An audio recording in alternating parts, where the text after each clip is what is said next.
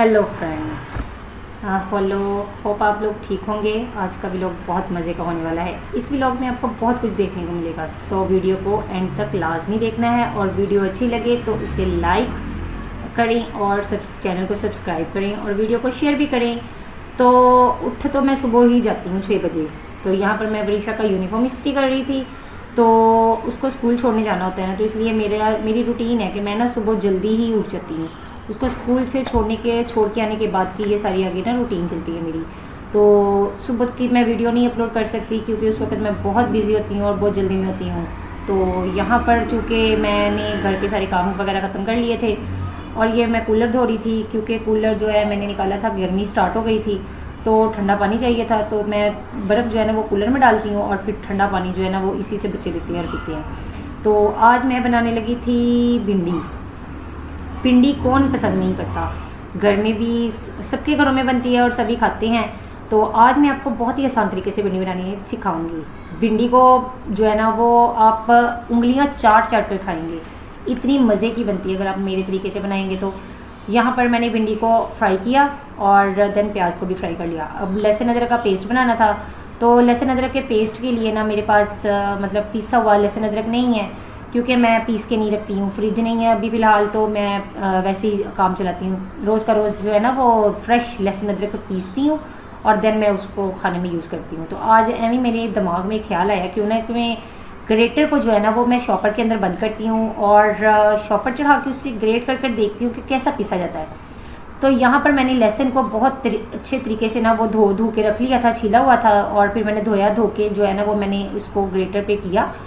तो यकीन करें अनबिलीवेबल, वो इतना अच्छा पेस्ट बन गया कि मुझे यकीन ही नहीं आ रहा था कि क्या ये वाकई में लहसुन का ही पेस्ट ही बना ना ग्रेटर के साथ। तो ये एक किचन हैक था। और फिर मैंने इसी तरह अदरक को भी किया और अनबिलीवेबल जो रिज़ल्ट आए वो मैं शॉक्ड हो गई देख के ना कि ये कितने अच्छे रिज़ल्ट थे उसके। ये देखें, मैंने अदरक को भी छीला है और धोया, वॉश किया। वॉश करने के बाद मैंने उसी के ग्रेटर के साथ ना उसको वो किया है। तो वो देखिए बिल्कुल भी उसमें वो चंक नहीं है, चंक्स ज़रा से भी नहीं आए। तो अगर आप सादे ग्रेटर के साथ करें ना तो उसके साथ वो उसकी चंक्स आ जाती हैं और वो खाने में अगर ऐड हो तो वो मुंह में आते हैं चबाने से ना। तो मेरे हस्बैंड को ये अच्छे नहीं लग रहे थे, तो मैंने उसको ना, ये एक किचन हैक था तो वो मैंने यूज़ किया। तो अनबिलीवेबल बहुत अच्छा इसका रिज़ल्ट था और बहुत ही मुझे जो है ना वो मज़ा आया ये करने के बाद। आप भी इसको ट्राई कीजिएगा और मुझे लाजमी बताइएगा कमेंट में कि आपको कैसा लगा।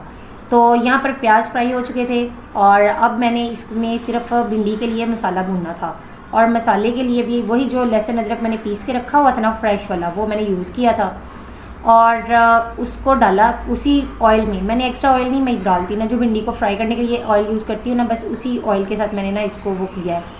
तो आप इसमें मैंने टमाटर की प्यूरी ऐड की है, पेस्ट ऐड कर लें, प्यूरी ऐड कर लें। आप कटिंग करके भी टमाटो है ना वो ऐड कर सकते हैं।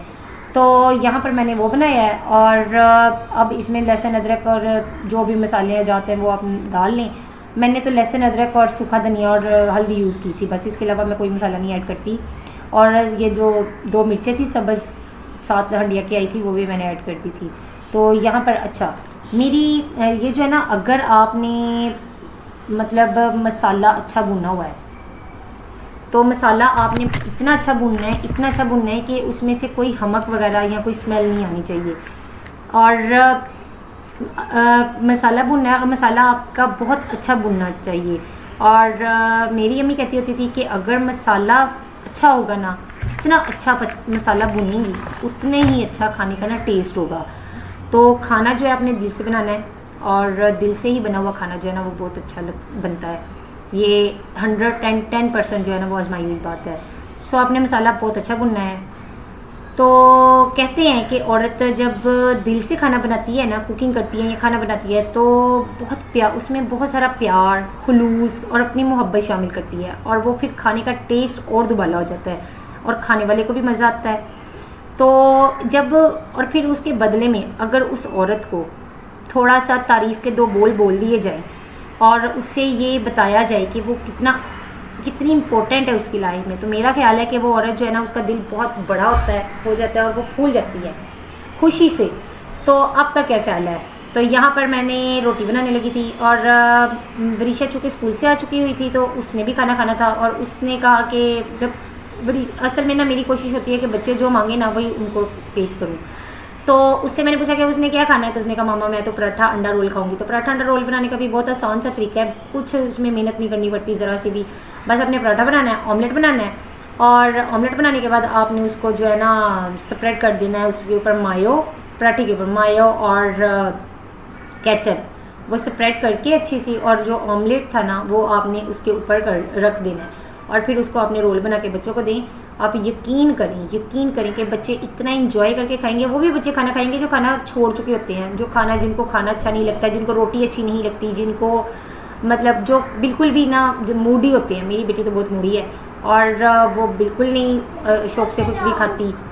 और यहाँ पर मैं ऑमलेट बना चुकी हूँ और चाय मेरे हस्बैंड को पराठा चाहिए था और उन्होंने रोटी भिंडी तो उन्होंने खा ली थी काफ़ी सारी और वो कह रहे थे कि मुझे चाय बना दो, तो वो मैंने चाय बना के दी उनको। साथ फिर मैंने यहाँ पे असेंबलिंग कर रही हूँ। ये देखिए अब मैं आपको बताती हूँ कि वो कैसे मैं इसको ना वो रोल और पराठा बनाती हूँ। पहले तो मैंने आपको बताया, अब मैं दिखा भी रही हूँ साथ आपको ना कि इस तरह आपने करना है। तो मैं रोटी के ऊपर ही वो मिक्स करके अलग से वो जो है ना केचप और मायो को अलग करके उनको वो बना के ना क्या उसे कहते हैं पेस्ट, वो भी आप उसके ऊपर रोटी के ऊपर असेंबल कर सकते हैं। तो मैं तो रोटी के ऊपर ही केचप और मायो डालती हूँ। जल्दी जल्दी बनाना होता है काम, फटाफट ख़त्म करने की कोशिश होती है। असल में ना काम कोई एक थोड़ी ना होता है कि इधर खाना बन रहा है तो दूसरी तरफ मशीन लगी हुई है, कपड़े भी धोने थे, वरीशा के स्कूल के कपड़े थे, यूनिफॉर्म थे वो धोने थे, वो मैंने लगाई हुई थी और साथ साथ मेरी रोटियाँ भी चल रही थी। तो बहुत सारे काम ना मैं असल में साथ साथ कर लेती हूँ। असल में अल्हम्दुलिल्लाह मैं भी बहुत मल्टी टास्कर हूँ, तो बहुत सारे काम मैंने ना एक ही साथ शुरू किए होते हैं और मेरी कोशिश होती है कि मैं जो 2-3 घंटों में काम कर रही हूँ ना वो मैं सारे काम ख़त्म करके फिर ही सुकून से बैठूँ। जब तक काम ख़त्म नहीं ना होता सुकून भी नहीं आता जान को ना मेरी।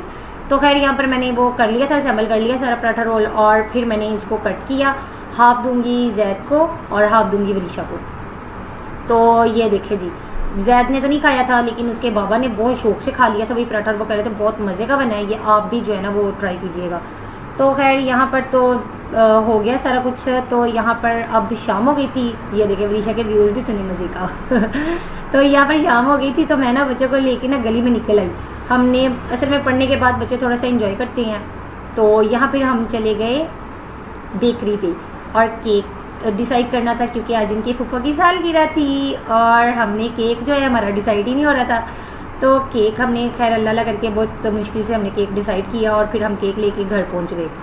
तो बच्चों का तो प्लान था कुछ फुफ्फो पे कुछ गिराने का, पार्टी पॉप और स्नोफॉल्स। तो उन्होंने तो बस वो छुप के बैठे हुए थे। ये देखे वो छुप के खड़े थे, जैसे ही वो बाहर से अंदर आई तो सारे शुरू हो गए बच्चे उनके ऊपर ना।